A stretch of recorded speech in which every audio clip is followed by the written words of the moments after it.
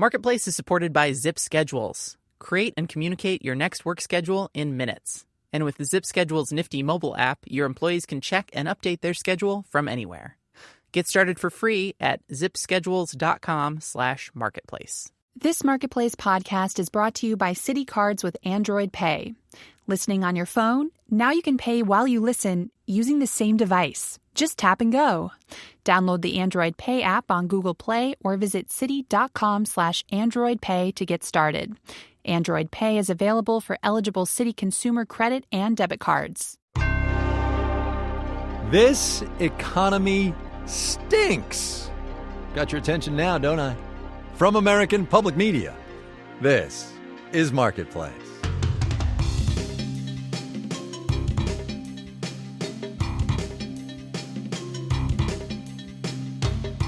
In Los Angeles, I'm Kai Rizdal. It is Friday, the 29th of July. Good as always to have you along, everybody. Stinks isn't an official economic term as far as I know, but if you look at today's report on second quarter gross domestic product, up what you can really only call a miserable 1.2%, and stinks and miserable do seem appropriate.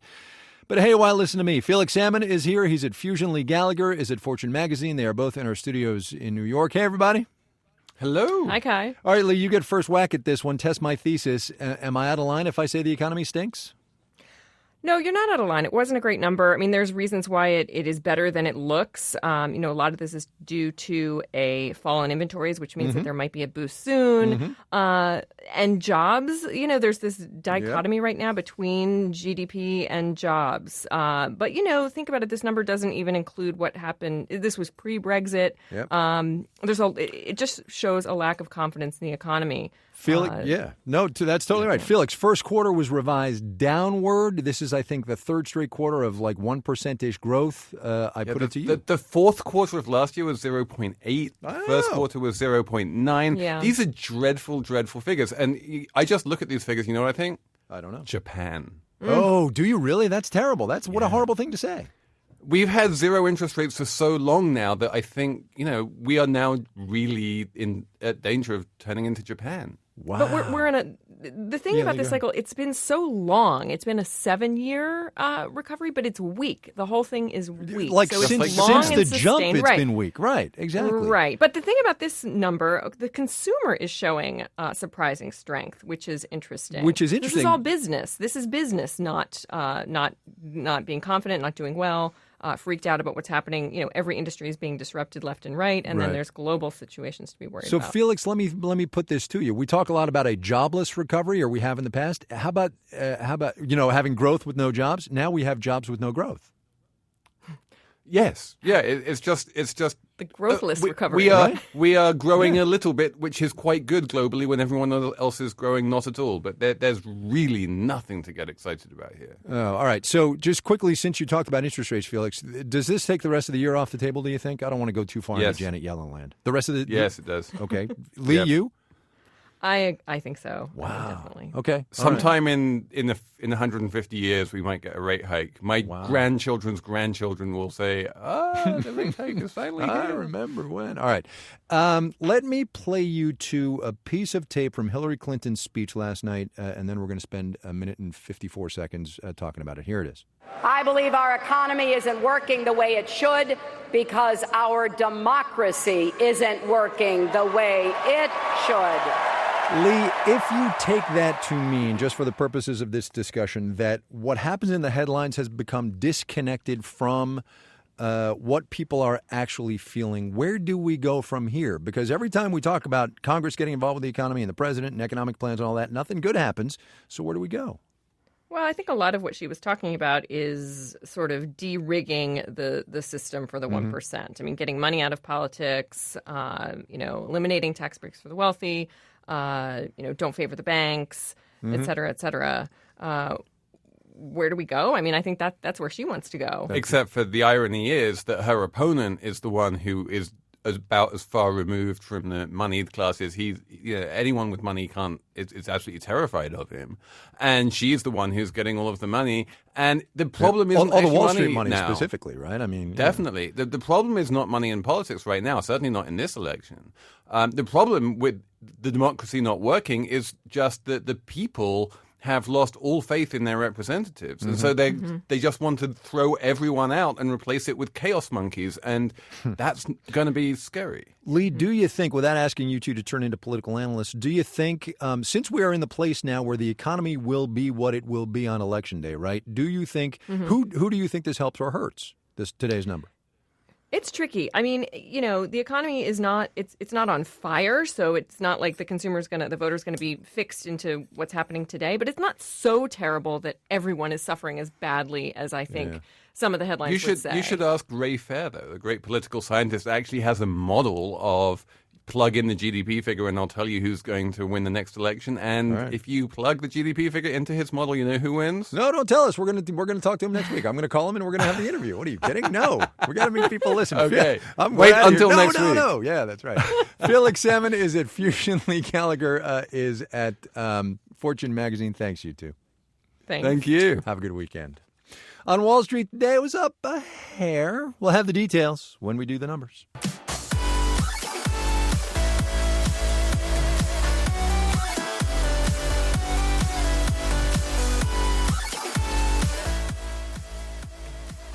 Stocks, as I was saying a minute ago, did all right today. Not so, though, oil and oil companies. Crude brushed against 3-month lows today. ExxonMobil, the biggest oil company in the country, announced second quarter earnings that were down nearly 60% from a year ago to levels not seen since 1999 when, oh, by the way, Exxon and Mobil were separate companies. But as with all things oil, after a bust often comes a boom, so hang on to your hats. Marketplace's Jed Kim explains.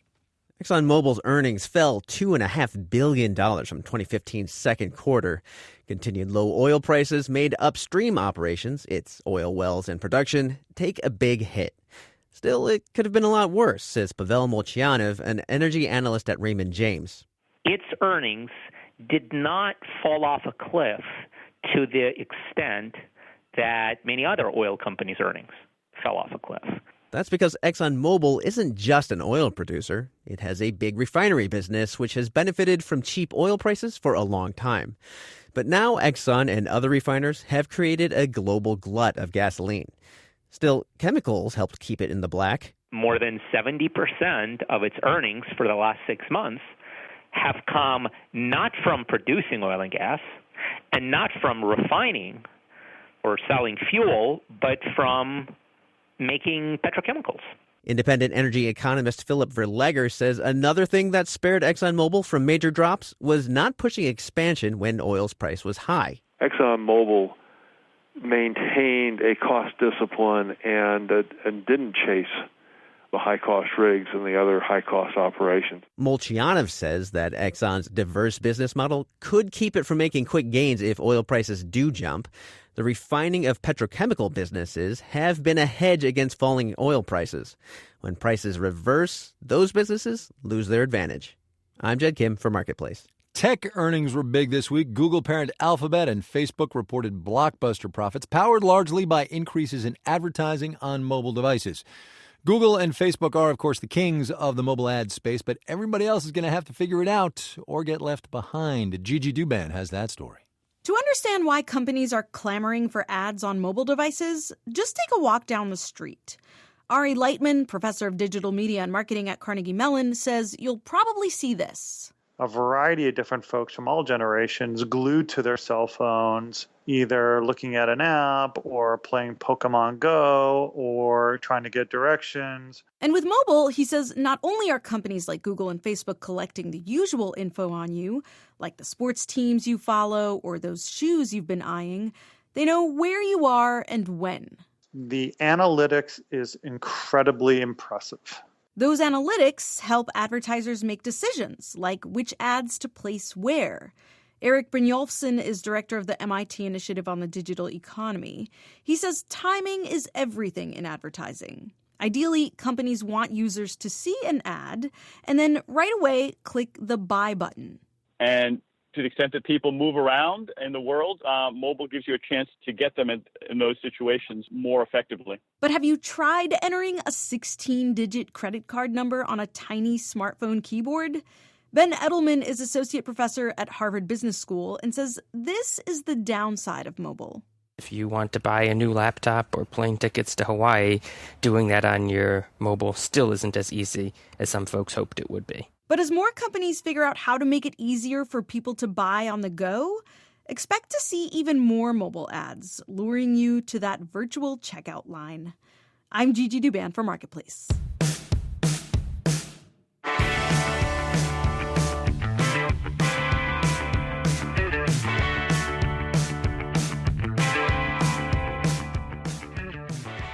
If you're a budding entrepreneur looking to get a little traction for your idea, a good first step might be getting yourself into an accelerator, which might call a startup boot camp that whips early-stage companies into shape and helps them find funding.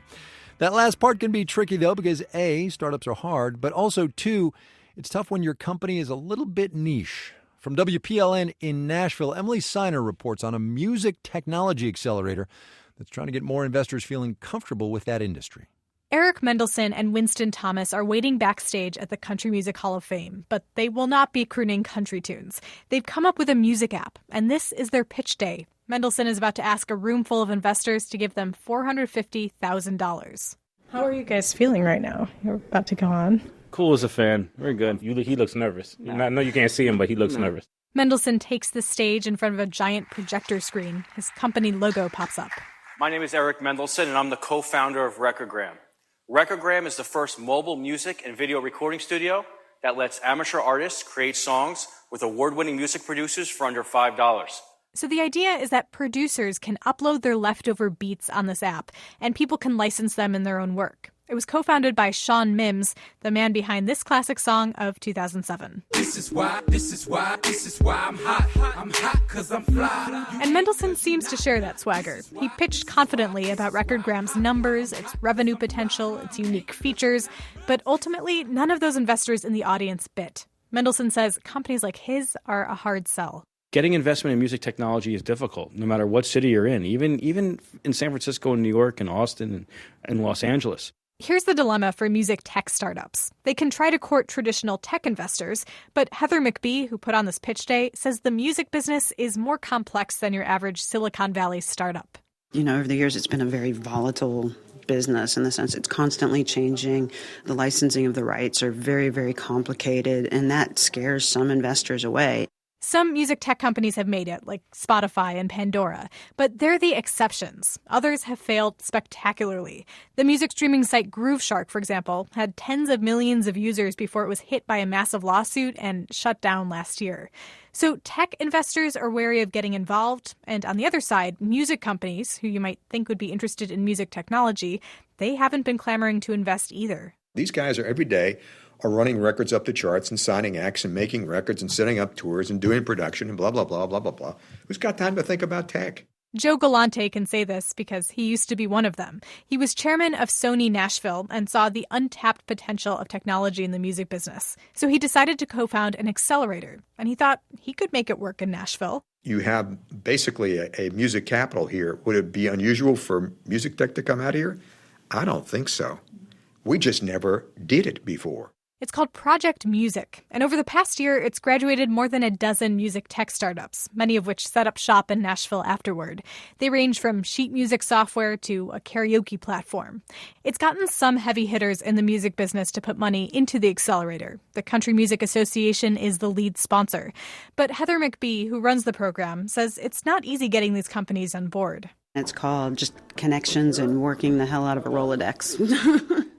Some of the program's graduates have been successful. One of the most touted is Dart Music, a company that helps classical musicians sell their work online. It's raised nearly $1.8 million from investors. Galante thinks this will continue as music tech proves its worth. I don't care what business you're in. People flock to success. He just hopes that success will come out of Nashville. In Nashville, I'm Emily Seiner for Marketplace.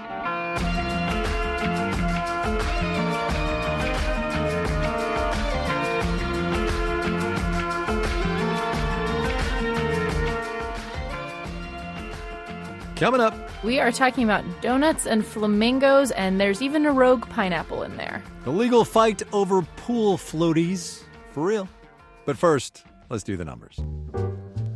The The Dow Industrial's down 24 points today, a 10%, 18,432. The Nasdaq up 7 points, a 10%, 5162. The S&P 500 up 3 points, also a 10%, 2173. For the week gone by, the 5 days that were, the Dow off 0.75%. The Nasdaq gained about 1.2%. The S&P 500 pretty much flat. Another big day for tech stocks after strong earnings reports. Google parent Alphabet rose 3 1/3%. Amazon up 0.8%. Facebook, however, off about 0.8%. Opening ceremonies for the Olympics in Rio are a week away. Comcast, which owns Disney, the broadcast network for the games, down 0.9%. Disney, parent to ABC, was flat. CBS parent Viacom off 1% today. Bond prices rose. The yield on the 10-year T-note down to 1.45%. You're listening to Marketplace.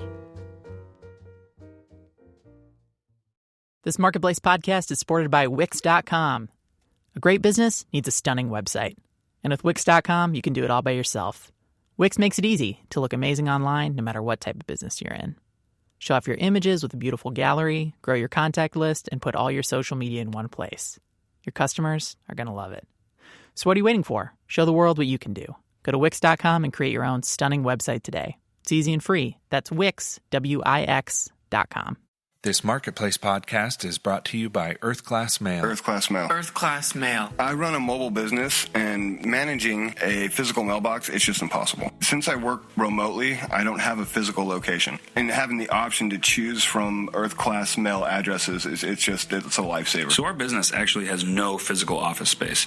And being able to receive our mail and then access that digitally anywhere through the cloud has been a huge advantage. I opened my account for the automatic check deposit, and I love it. It makes running my business so much easier. The fact that they integrate with Bill.com saves me a lot of time. It kind of streamlines my business. Another great thing is I don't have to wait around the mailbox. My favorite thing is check deposit. Check deposit. Oh, definitely automatic check deposit. If you're ready to manage your physical documents just like everything else in the cloud, check out earthclassmail.com and use the promo code MARKETPLACE for your first month free. That's earthclassmail.com, promo code MARKETPLACE. So much simpler. This is Marketplace. I'm Kai Rizdal. Amid all the hoopla and the speechifying of the political conventions, it's easy to forget the party platforms. But in theory anyway, if not an actual fact out on the campaign trail, those platforms represent the party's official positions on the issues. Democrats have long officially supported protections for LGBTQ people in jobs and housing. This year's Republican platform expressed disapproval of gay marriage and offered a defense of businesses that deny services to LGBTQ people. Right now, 31 states allow job discrimination on the basis of gender identity or sexual orientation. One of those states is Florida, where 49 people were killed in a gay nightclub last month. So Marketplace's Lewis Wallace took a trip down there to talk to people about the costs of discrimination. I'm outside the Dr. Phillips Center for the Performing Arts in Orlando, where a memorial has taken over the whole huge front lawn. There are flowers wilting in the heat, printed photos of the victims, and dozens of rainbow pinwheels are spinning in the wind. People wind through slowly, looking overwhelmed. I'm here to meet Catherine Gonzalez. She says since the Pulse tragedy, she hasn't been getting out much. Fear has kind of taken over me a little bit more than it should have. I've been at home a lot more often. I say I love you to my partner a ton more than I should sometimes. She says all this has been hard to take in because she's faced so many challenges already as a Puerto Rican transgender woman. My first experience of transgender discrimination was when I was at the early point of my transition. She went into a telemarketing job interview as herself, Kat, and she nailed it. It went fantastic until I had to show identification. Her ID documents still had her assigned sex and old name on them. The interviewer became suspicious when she presented her info. She didn't believe it was hers. So they thought you'd stolen your own social security number? That is true. And then once I showed the ID, that's when it kind of settled in for my interviewer that I was a transgender individual. At which point she retracted the job offer immediately, said that it would be a danger to other women at the job site, and then had me escorted out by security. And this situation isn't unusual. It is a very, very pervasive thing. Victoria Rodriguez-Roldan is with the National LGBTQ Task Force. She says the vast majority of transgender people report harassment or discrimination in the workplace. LGBTQ people overall are also more likely to live in poverty, especially people of color. But there's no comprehensive federal law covering discrimination on the basis of gender identity or sexual orientation. That's a patchwork. There are 19 states plus the District of Columbia that have workplace protections. And these laws depend on people pursuing cases against employers, which lots of folks don't have the energy or resources to do. Ash McGovern with the Center for American Progress says these realities are part of a vicious cycle.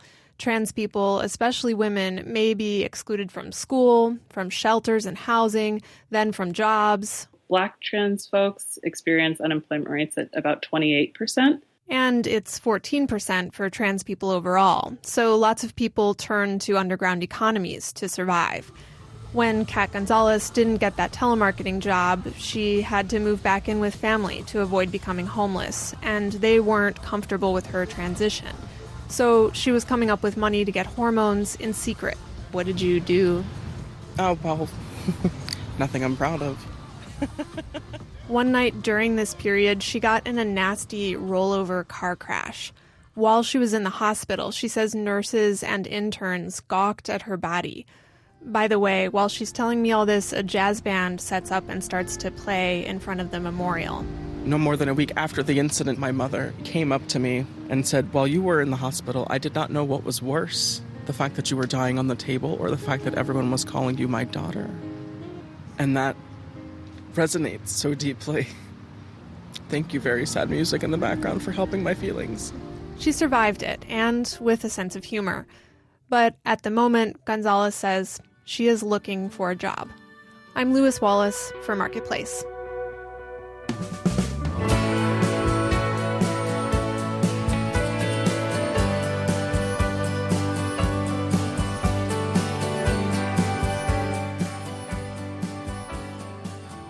This summer's already the hottest on record, which means if you can, you're spending a lot of time in the pool. And what's quality pool time, really, without some inflatable pool floaties? So today we are bringing back our series about the people and things of summer. It's called Summer, brought to you by Imagination. Wonderful products. Brought to you by...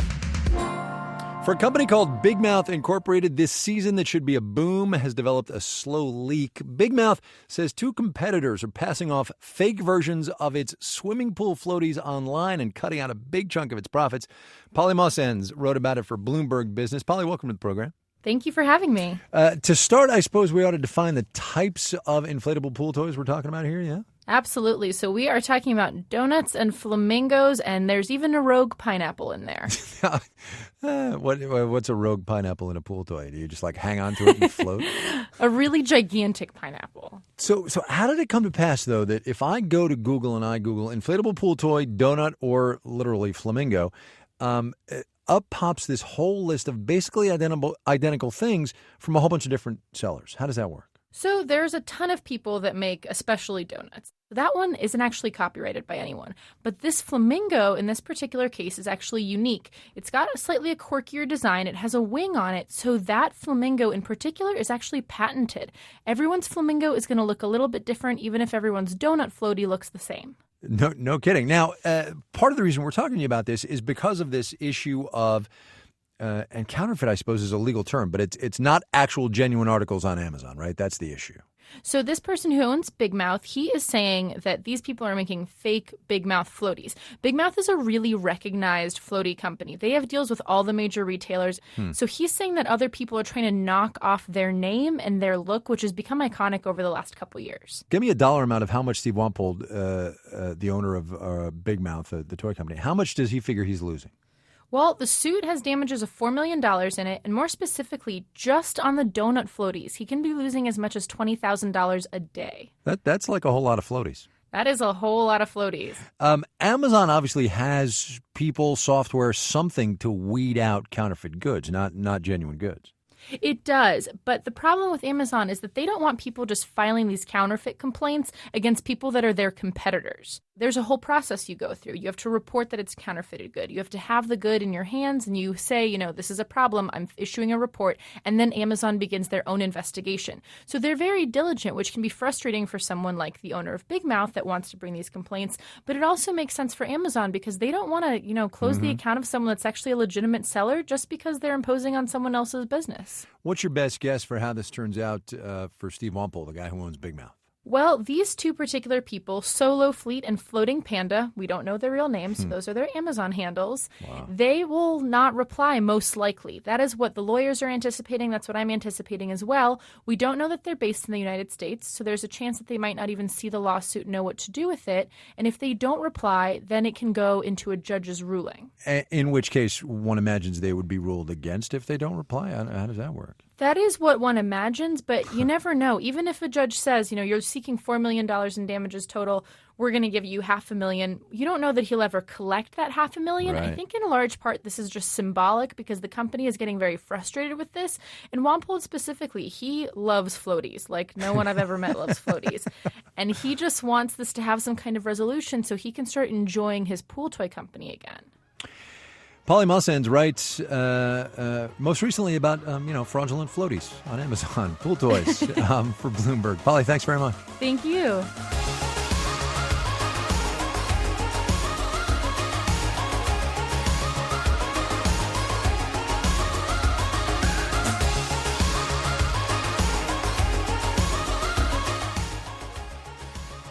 This final note on the way out today, in which I am not quitting my job, but if I were, boy, it would be for this.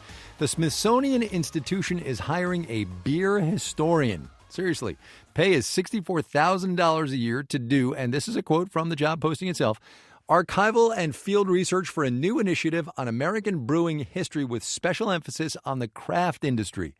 Field research? Craft beer? Come on, man, really?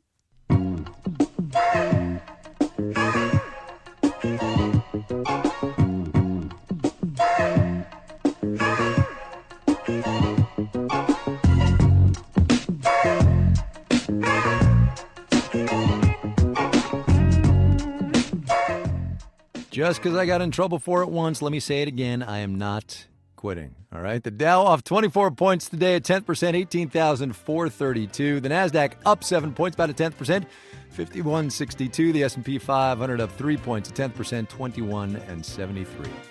Our theme music was composed by B.J. Liederman. Marketplace is produced by Nancy Fargali. Sitar Nieves is the executive producer. Deborah Clark is the vice president. I'm Kai Rizal. Have a good weekend, everybody.